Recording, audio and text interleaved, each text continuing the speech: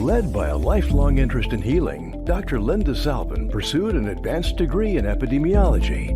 Then, after dramatic near-death experiences, Dr. Linda saw the other side and returned with gifts of insight, visions, and revealed wisdom. Now those gifts are ongoing, and she's here to share them with you. Get ready to be amazed. It's time for Dr. Linda Salvin's Psychic Solutions podcast with America's original radio psychic, Dr. Linda Salvin, offering up her always fascinating blend of psychic psychology, clairvoyant insights, and expert guests and alternative healing methods. So pull up a chair and get ready for a visit with the one and only Dr. Linda. And now, live from Los Angeles, ladies and gentlemen, Dr. Linda Salvin. Hi, welcome back to another Psychic Solutions podcast. I am Dr. Linda Salvin. I'm a PhD in metaphysics and your host every Tuesday, Wednesday, and Thursday right here on the network. And you'll hear the podcast. You could go to drlindaradio.com where we upload the shows, and there's 100 different platforms out there, the YouTube, the Facebook. It's everywhere. Wherever you want us, we're going to be there. I've got a ton of shows lined up between now and the end of July that you're going to just love, all these different people's experiences. You know, I survived a plane crash in 1981. I just got off the phone with somebody who avoided a plane crash. So he's going to come on the show in about a month, and it's going to be like the plane crash survivor with the plane crash avoider. It's going to be quite an intense topic then. But for today, as you know, a few weeks ago, we had one of Elvis Presley's friends on the show, Don Wilson, and he's going to be joining us again next week with one of Elvis's former girlfriends by the name of Mindi Miller. But before we do that show, I brought Mindi on for today so you can hear Mindi's side of the story. Who was Elvis? Not just the performer, but the spiritual man, the love of God, the love of light, learning, ascension, growth, caring. And in one of Mindi's YouTubes, and we all know, had Elvis not been a performer, he probably would have been a priest. Or a lecturer of the Bible or something, because he loved God. He loved spirituality. Let's bring on Mindi Miller. You're going to adore this woman. She's got stories beyond belief. Hello, Mindi. Welcome to my show. Thank you for taking the time to join us today. Linda, it's my pleasure. Thank you for having me. Well, you've got such a story, such an experience, and there's a lot of controversy out there. He's not really dead. You got this one in Arkansas that's playing piano that's really Elvis. You've got the four brothers that are really part of the gimmick. And the bottom line is, I don't think that that's really real. Right. You dated him. You knew him. We have pictures. You have stories. You have history from the 60s. This was part of your legacy, was to know this man. Yes. I met him in the 70s, actually. I met him in 1975. I got it off for 10 years, sorry. Oh, that's okay. It was about March 12th or 13th. I met him, 1975, at his home in Bel Air, 144 Montevale. And the house right across the street, oddly enough, was where Michael Jackson had his beautiful home, and it's where he passed away. And as we all know, he ended up marrying Lisa's daughter, Lisa. Yes. So their houses were right across the street from each other. But Michael was not living there at the time that I met Elvis and was dating him. But yes, I met him, and we dated. I went on tour. I went to his funeral, his private and public funeral. And we bonded on our first date, the first night, over spirituality and godliness and the Lord, the God of our personal understanding. And he sent out and got me a huge vat of spiritual books, which ended up being from my favorite spiritual store, which was Bodhi Tree. The Bodhi Tree, which was down the street from where I used to live, which was on Westbourne Drive, which is where I met him. And he picked me up for our second date. And I could walk a block and a half to Melrose and Westbourne Drive. And I would hang out at the Bodhi Tree all day. They could just let you hang out, go through the books. And they serve, for people that don't know, because that's a little store here in Los Angeles, which has grown 10 times what it was, that little corner shop. Yeah. But in the 80s, before all the explosiveness of the spiritual movement, the New Age movement, God, the Buddhas, crystals, psychics, numerology, all of it, which is all under the umbrella of metaphysics, spirituality, there's a little corner store that was like a little house turned into a bookstore on all the topics you could imagine. Yes. From, you know, they had gay sex and spirituality all the way to going to the moon and orbs and aliens. I mean, you name it, they had everything. You could do chakras, you could find books on your birthday and what does your birthday mean, and I mean everything you could think of.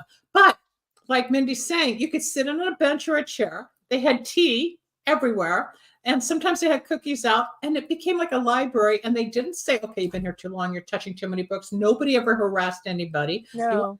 You buy the book. And over time, as you and I discussed, they made this thing so big because it expanded, because the consciousness of people at that time was growing. But that's just one part of this whole story. But I had to define what this Bodhi tree is here in LA that we know, but the average person doesn't. Go on. This is so fascinating. Yes. And, you know, I'm so sad that it closed down, as so many stores did. And they are now online. So when people come to me and ask me what were the books that Elvis was studying and reading and where can I go, I always point them to the bodhitree.com. And then also I have a lot of the books that, well, I shouldn't say a lot of them, but some of them are no longer in circulation. And so they're very, very rare. And some of them are very expensive now. Right. Because they're precious. And I remember going in there and wanting to study the Buddhas, and I wanted to study Hare Krishna, and I was drawn to, what's God, because I'd been in the plane crash and everything opened up, and it's like, what is all this? And there was some type of draw to the store because it spoke a language nobody I knew would speak. It's the same with you. You feel a draw to metaphysics. It's your soul. Yeah. Well, it's so interesting, Linda, because so many people say, why was Elvis so lonely? And they always heard, that Elvis was lonely. He could be in a crowded room and be lonely. And I explained to them, and again, it's only my personal opinion, but Elvis was a twin. And during the time of 9 months of gestation, you are with another human being. You're supposed to be one, and the cell divides into two, and all of a sudden you are two people, and you are there for 9 months holding each other next to each other. We probably always missed that bond on top of he was Capricorn, right? He was Capricorn, January 8th, 1935.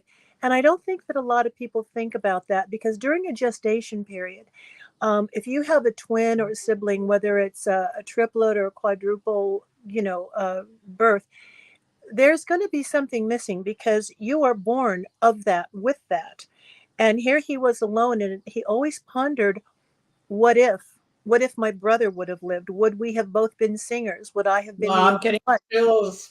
Why did he die? Why did he die before me? And I came 35 minutes later. And then, of course, with his belief system and his openness, not just for the Bible, because I have to be careful what I say, because a lot of people from the South will say, no, but he was a Christian. And I say, yes, he was a Christian. Yeah, but this goes beyond, and this is what I always work out on my shows. Spirituality, and I've been doing this for over 30 years, has nothing to do with organized religion. Spirituality is bigger. It did in the 1500s, prior to King Henry VIII seceding from the church. And that caused all kinds of problems between Christianity and Catholicism. And this happened during the time of Anne Boleyn, which was his second wife, after Catherine of Aragon, who was, just adored and loved, who was Queen of Spain. And so, it was all together at that time. And when the church seceded, spirituality became a whole other ballgame, and religion, which is organized by humanity, became something else. So it's one thing to believe in religion. It's one thing to religiously go to church, to religiously brush your teeth every day.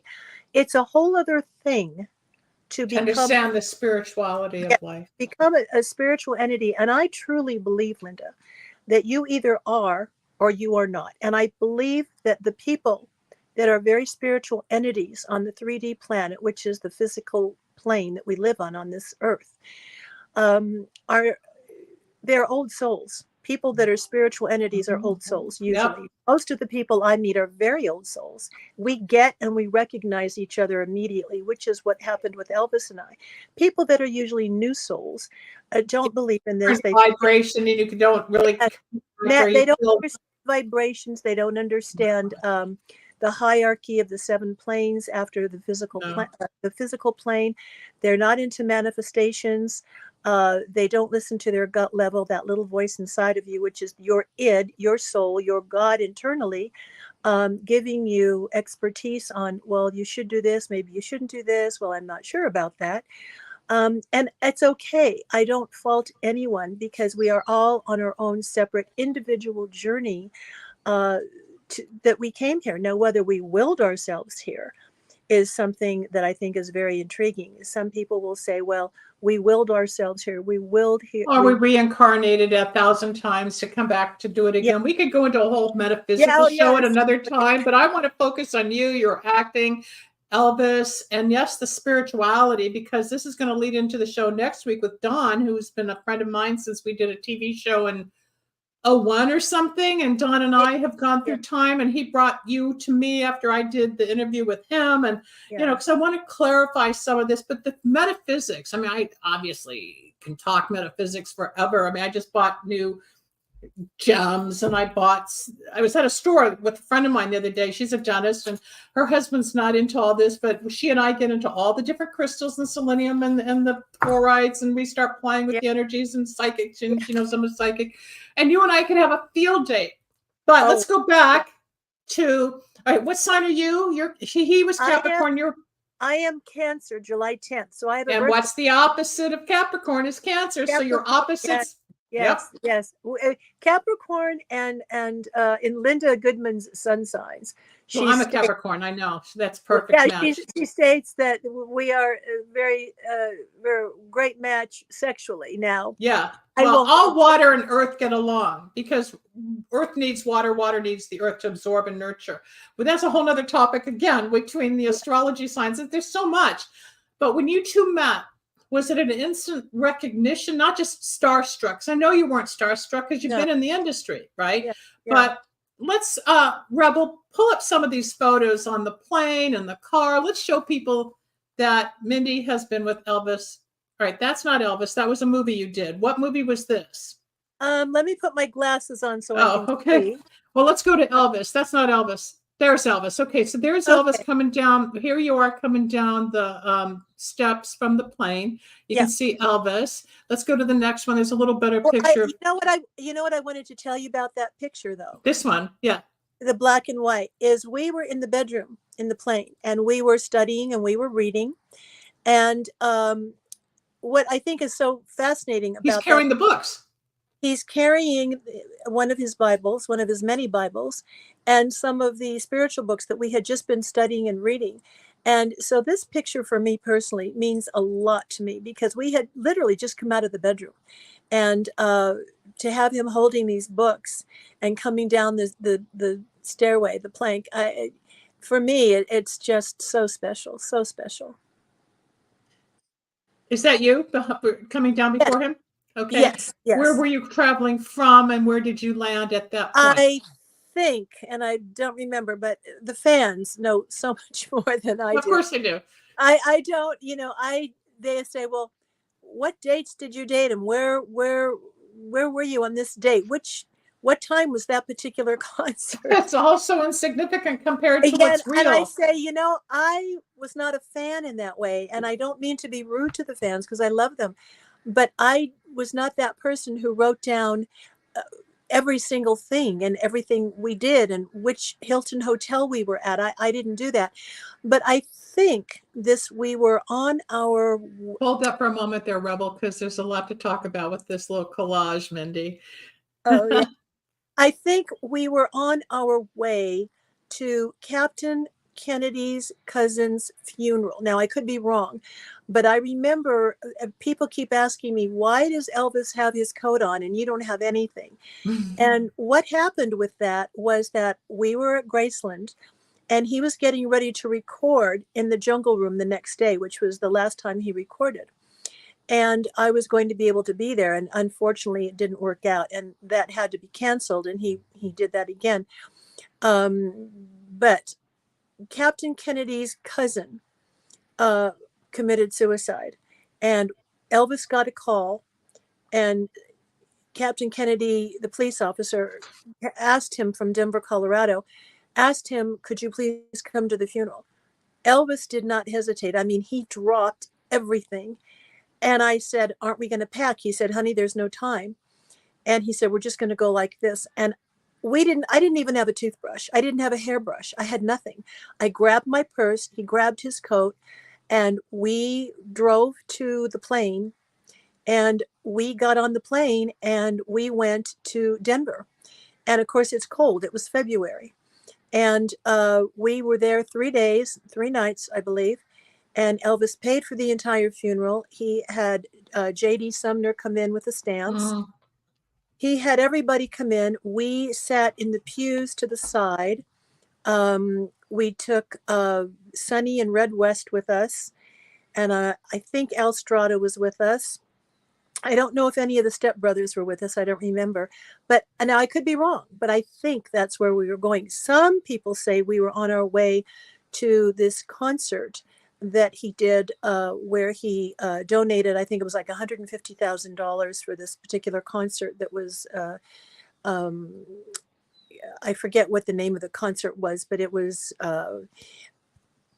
for children or something. The fans know all this. I forget a lot of that, but it's hard to say where we were because you were everywhere. You were always on the go somewhere. He was always on the go. And when he wasn't, we were reading or studying, or we were in the bedroom, or we were being quiet. It was one of the two. I mean, it was all or nothing at all. And so, sometimes we'd drive around town. He loved to drive and take one of the cars out or something. But he was really on or off. It was one of the two.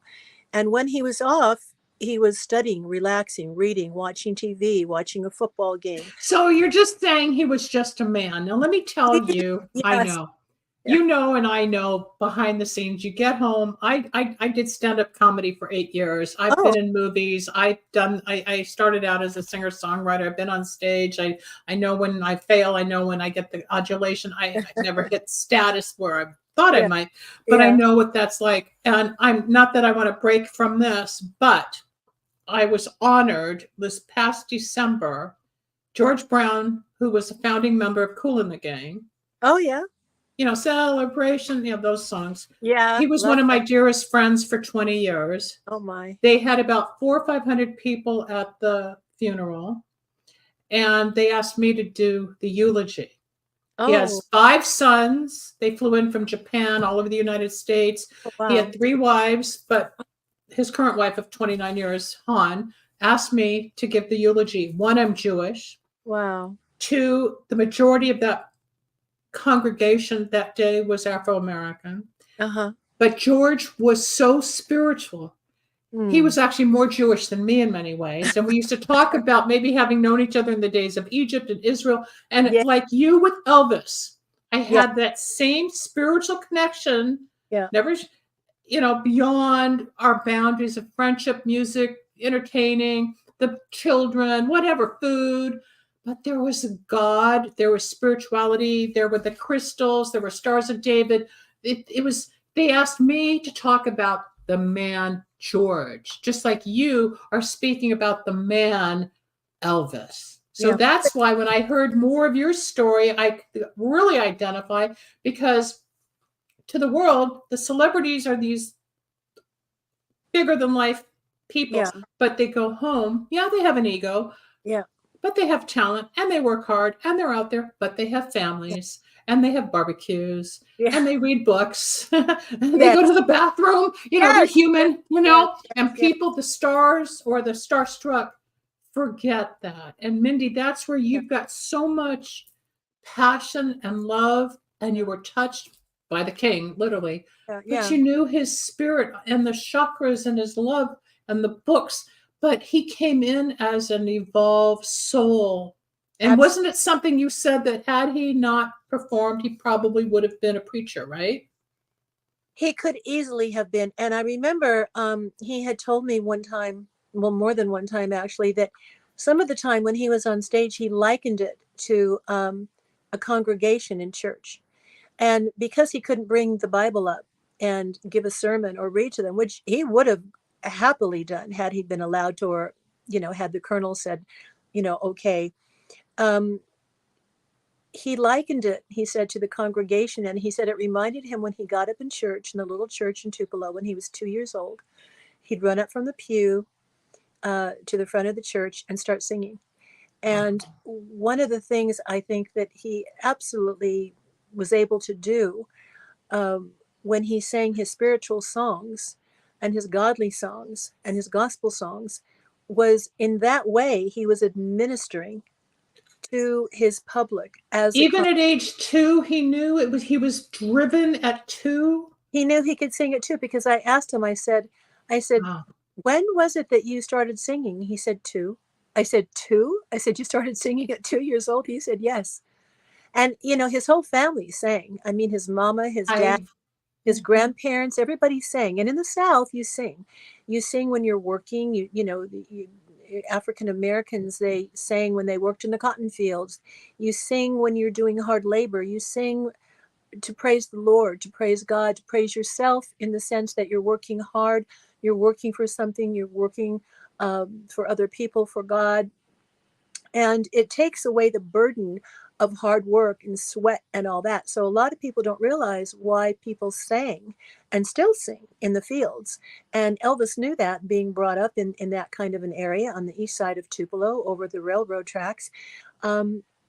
His play kids and his playmates were African American, and his music was very African American and country and rock. And he took everything that he saw and blended it. He made his own sound. Yeah.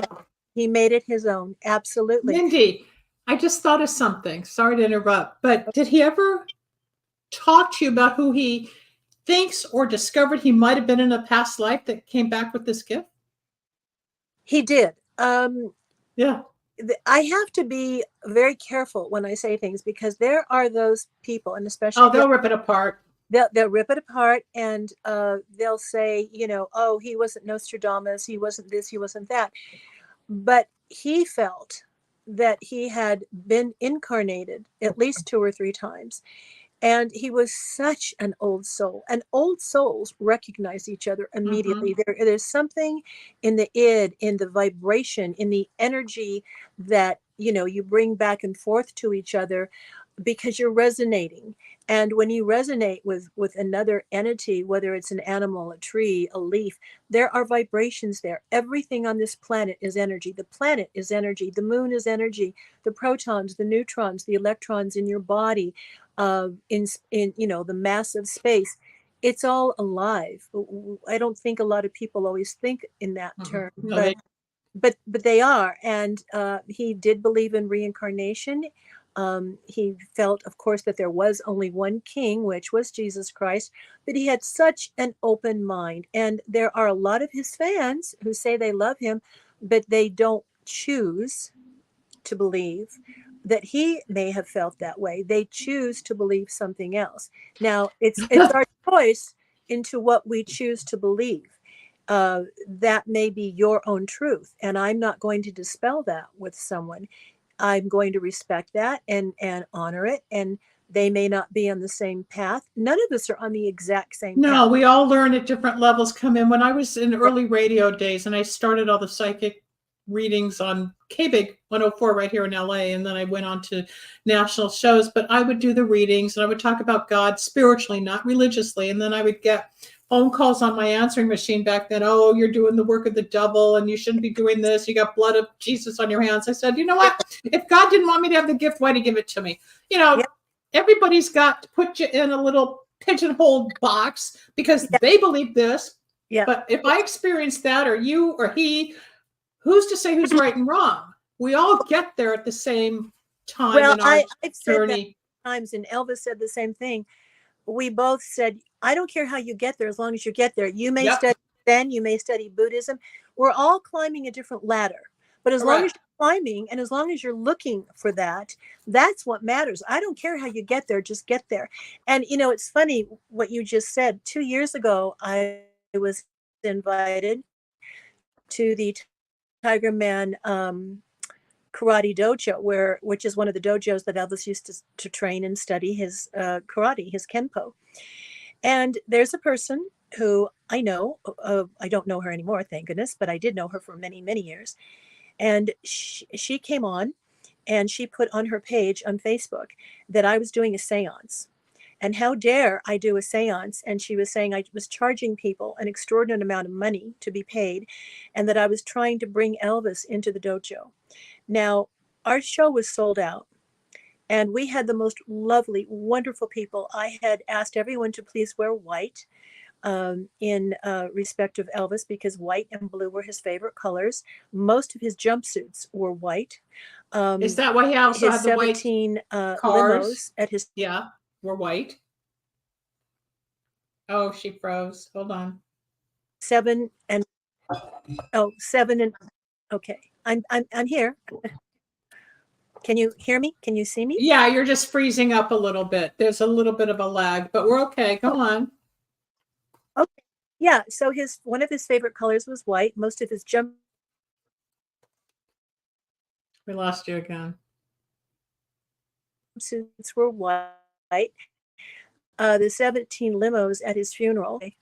I don't know what's happening. That's very interesting. That's very intriguing right now that I'm freezing speaking about Could be that. him interfering, saying that's enough, I'm going to try Mindi. this again. Let's see if it does it. 17.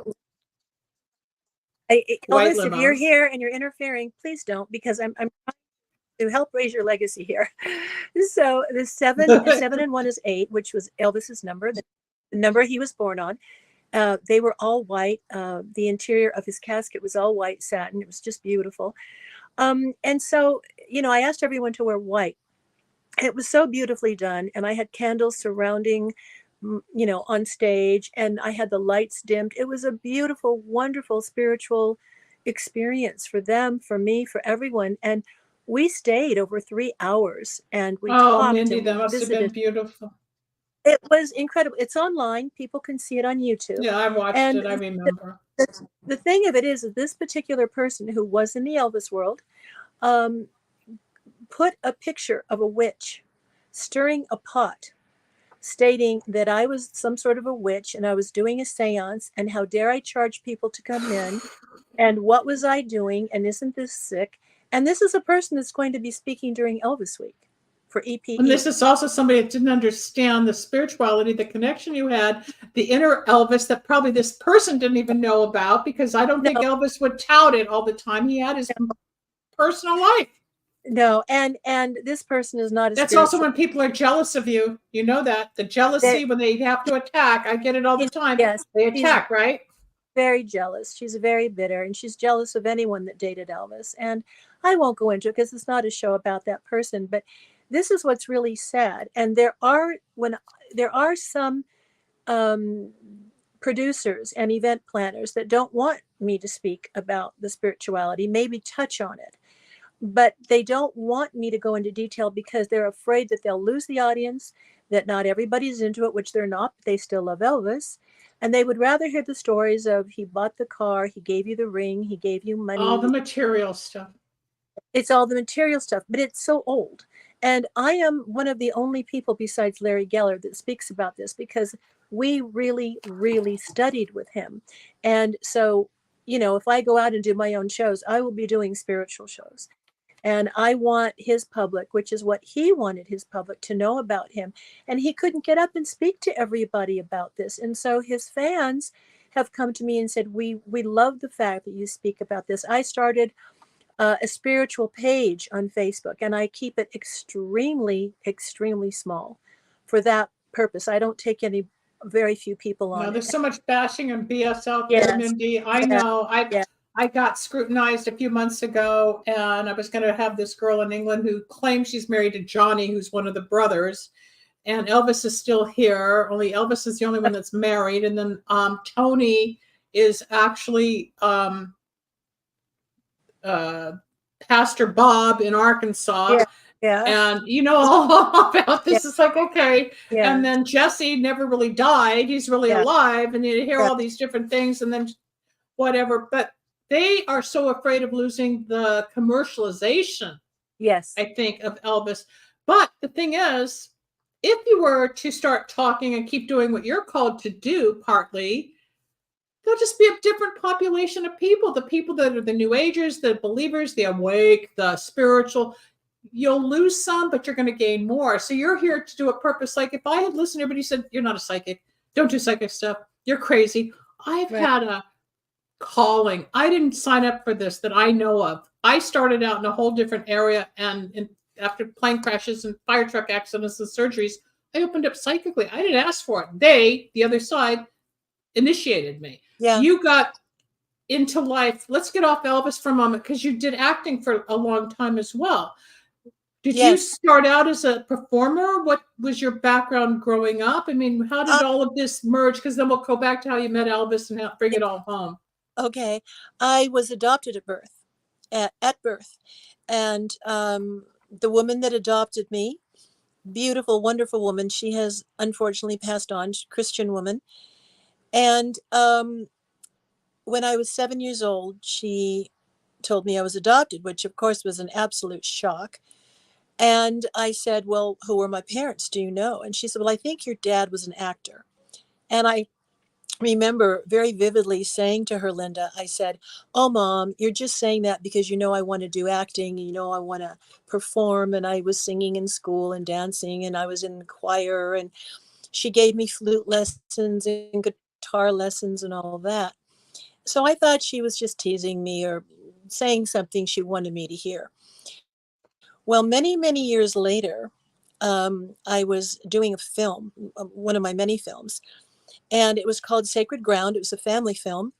And Jack Elam, which is one of the old top character actors of his day, um, turns out that while we were shooting in Oregon in the snow for 2 months on horseback, turns out when we got home and the movie wrapped that prior to going to Oregon, in Medford, Oregon, and Chiloquin and Rocky Point, Oregon, I had gone to the LA County of Adoptions, and I had put in my name, my date of birth, and I said, I'm looking for my parents.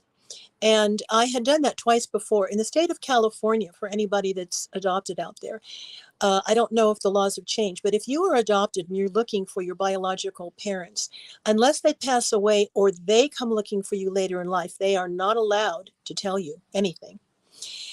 So they said that until one of your parents dies, we cannot give you any information. So when I got home from this shoot, um, and the shoot wrapped, I got in the mail some very interesting paperwork from the LA County of Adoptions. And it stated, this is who your father was. He was born in Poland. I thought, Poland? I thought I was probably Italian, which is why I went to live in Rome just prior to meeting Elvis. I lived in Italy. And so uh, I contacted the LA County of Adoption. I asked all these questions. I looked for my mother. They didn't have any info on my mother. She was also from another country in Europe. And so I thought, well, this is really strange. And then it had a series of movies that he did. And I thought, oh my God. And I saw Jack Elam's name there. I called Jack and his wife, Jennifer, who had stayed in Oregon. They moved to Oregon. They loved it. And he said, your father was Dave Kashner? And I said, yes. He said, oh my God, Dave was a very good friend of mine. And it turns out that my dad was one of the big character actors of Hollywood. And he was known as the Bullwhip Man. And he did all kinds of stunt work. I'm getting He chills. was The the big... more this comes together. Oh my God, Mindy, go on. So you inherited his talent. Oh, Go on.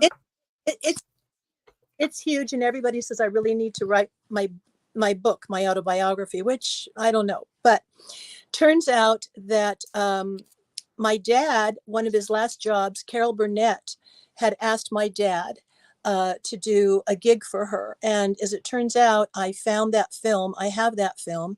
And he's bullwhipping all the clothes off of her. Now, he could have easily killed her. And he was the man in Hollywood known as the bullwhip artist. And everybody that was trained by my dad, Harrison Ford, people that learned from my dad taught Harrison Ford my dad's techniques. Catwoman, Halle Berry, when she used the whip, anybody that used a whip was my dad, Dave Kashner, whose name was Kawashny. So my last name that I found out years later was Kawashny from Poland. And I thought, oh my God, I didn't look like anybody. I was in school. People looked at me. They said, you're very different looking. What are you? And I said, I'm not sure. I'm adopted. I thought maybe I was part Italian. My hair was very dark. And turns out that he worked with Errol Flynn. He was the flogger in The Hunchback of Notre Dame. My dad worked with Barbara Stanwyck. He worked with everyone. Now, look where you had come I known from, this that, legacy. Yeah. Wow. he was huge. And then my mom, I found out a little bit about her. She was a singer, dancer, actress, and her mother was an opera singer, which is where I get my love of voice. So from the time I can remember, Linda, I was always like a kid performing. I was in children's theater at 12 years of age. I was performing on stage, doing children's theater for children, by children, of children. I was always in the industry. Now, I never made it big. I'm not, I tell people I'm not Meryl Streep. I stopped at a certain time in my life. I did other things, but it was, I miss the entertainment industry. I love it. Now it has changed very much so. I'm not thrilled. I'm not thrilled with what's happened to it. I don't really care to be a part of what's happening now, but having said that, I'm very, very grateful for all of that. And because of Jack Elam, he got on the other end of the other line, and his phone in his house, Hold that and he there said, for a moment, Rebel. Jennifer, Hold that. Go ahead. we want to send Mindi pictures. We want to send Mindi pictures of her father. So when I got pictures of my dad, and I finally saw someone that I resembled, that I had a human face to look at, I cried. My. I cried like I thought, You identified, and you probably brought a piece of your heart and soul together to make you real. Yeah, it still does. And the really sad thing, and this in itself, this little conversation here is a book in and of itself. It turns out that my dad lived 1.5 miles away from me in Beverly Hills, and I never knew it. Whoa, I'm getting chills right and left. And that's confirmation of spirit when we get chills. I was talking to somebody earlier on Zoom, and he was talking about an experience, and he was getting chills. I said, yeah, chills are the confirmation of spirit that you're telling the truth. So when we get chills or goosebumps, however you want to define it, you're being told by the other side, there's a lot. That's real. You've got a lot of synchronicity in your life. You've had a lot of joy, a lot of pain, a lot of upset, like everybody. Intriguing life. I've met some incredible people, from politics to senators, congressmen, entertainers. Oh, we lost her. Okay, I'm Dr. Linda Salvin. My guest today is Mindi Miller. She's going to call back in. We've got about 15 minutes left in this broadcast. She just dropped out. Yes, Mindi was his girlfriend at one point, but it's not just about being his girlfriend. We're talking about spirituality. And Hassan, spirituality versus religion because you're a priest, but you also understand the spiritual work that I do. I brought Mindi on to help dispel some of the myths out there because there's a lot of groups that are claiming there's four brothers that all portrayed Elvis at different times of his career because not one man could do everything that Elvis did, blah, blah, blah.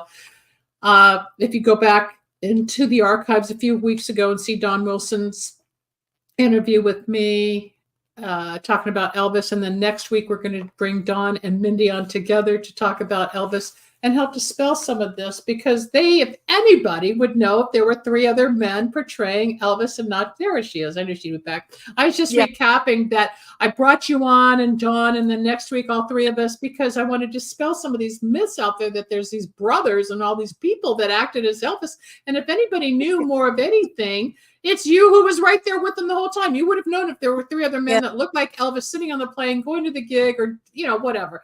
But the truth is, your own history, your own soul coming from two artists that had names in Hollywood, or your grandmother being a opera singer, and how we inherit our gifts. We inherit genetically, we get talent. Doesn't mean we're going to follow it all the time, but you also are on a higher level, and the ascension that you go through with the fourth and fifth dimension and understanding spirit. And don't you know it, that as soon as you said, Elvis, if you're here trying to intervene, it's quieted down, and unfortunately you lost contact. But he's around. I know he's around. We can talk about that another time too, or even bring him in. I won't channel unless I'm asked by somebody who knows him. I don't do sensational work. If somebody wants me to do it, then I have to know somebody invited that.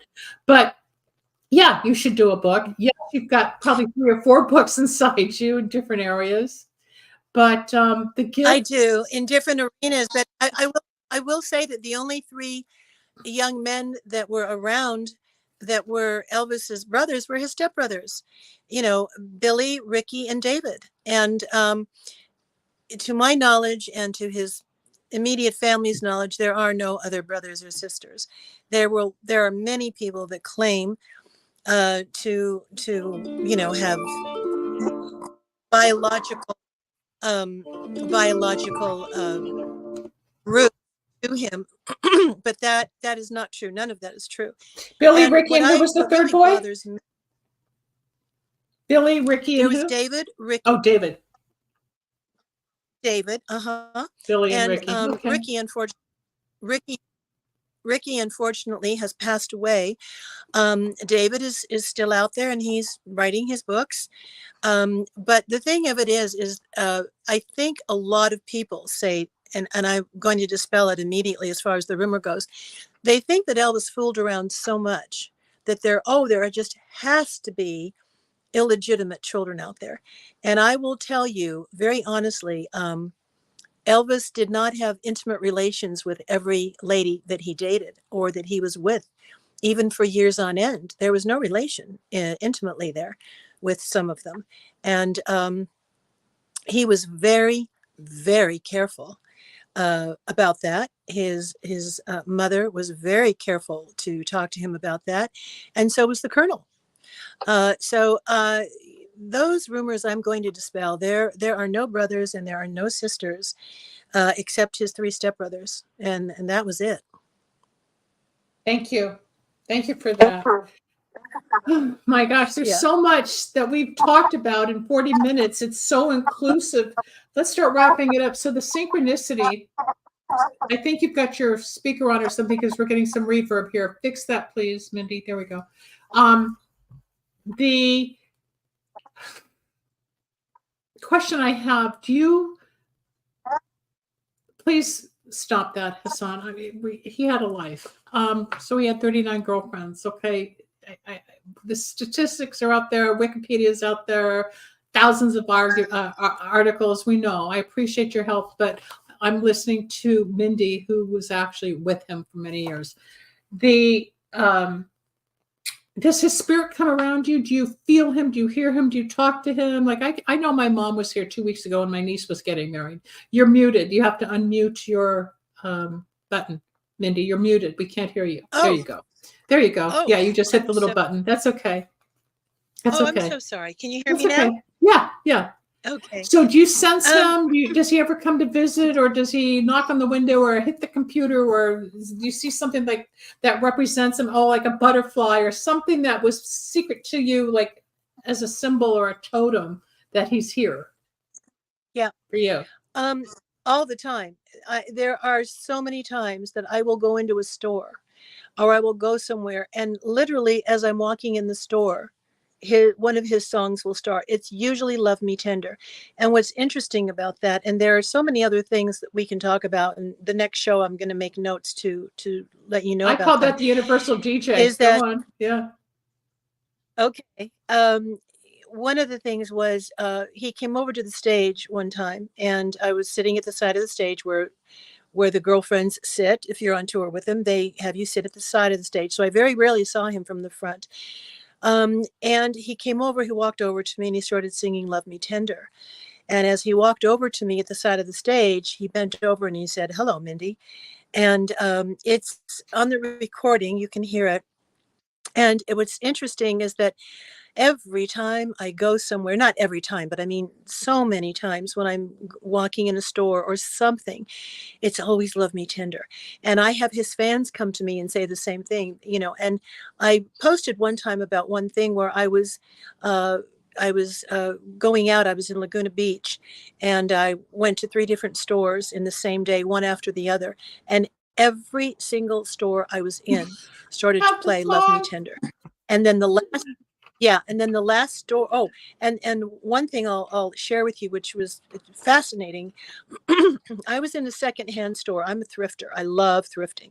So I was in a secondhand store in Laguna, and I walked in, and there was nobody in one of the rooms. It was just nobody there except a woman sitting at the very, very end who would, take your money or take your little treasure, whatever you found. And all of a sudden I heard this dee dee dee dee dee dee dee dee dee dee dee dee. Dee, dee, dee, dee, dee, dee, dee, dee, In dee, the middle of dee, dee. nowhere in a little thrift shop. Nowhere. Now, there was nobody there. And I thought, well, that's weird. And I looked up, I looked around. There were no speakers. There were no speakers in the ceiling or the walls or anything. And I walked up to the lady at the very end and I said, did you just hear some music play? She said, no. I said, do you have a radio on somewhere? She said, no. I said, I'm getting okay. chills again, And I went back. Mindy. I froze. No, I'm getting Did I chills. freeze? No, I'm getting chills because I know that this is okay. your experience. Oh, You okay. he appeared for you. I've had many, many experiences like this.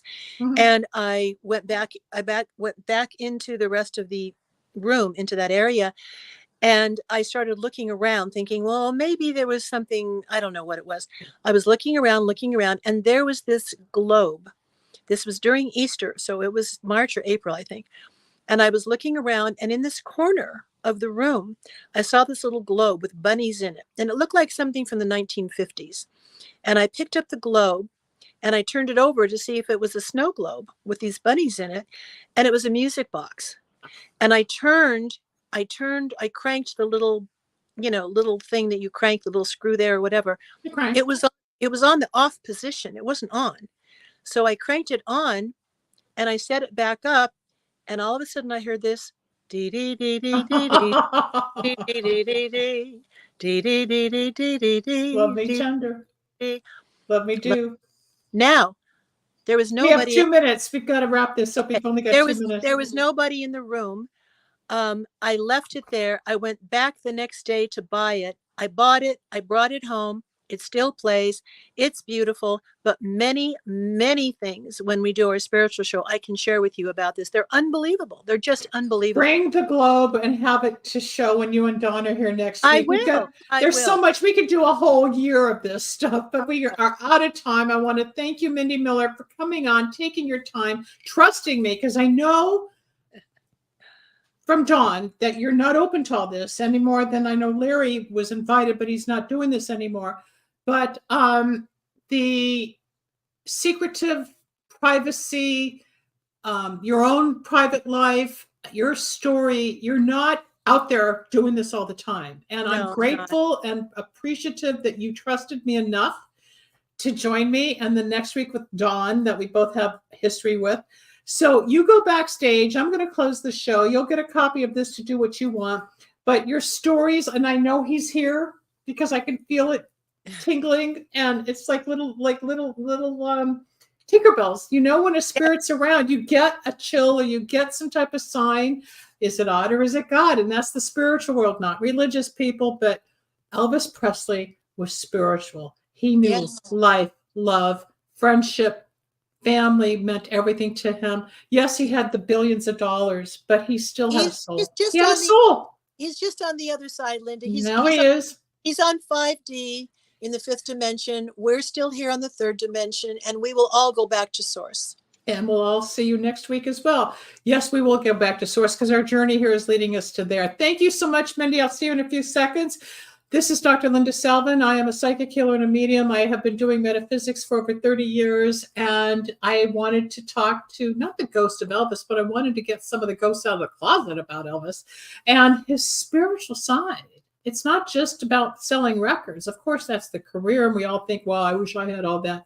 But the truth is, there's still the human learning the songs, joking with the lyrics, working with musicians, producers, promoters, traveling, planes, in the country, out of the country, in the venue, out of the venue, going home. Life is in session, people. We think everybody's bigger and better.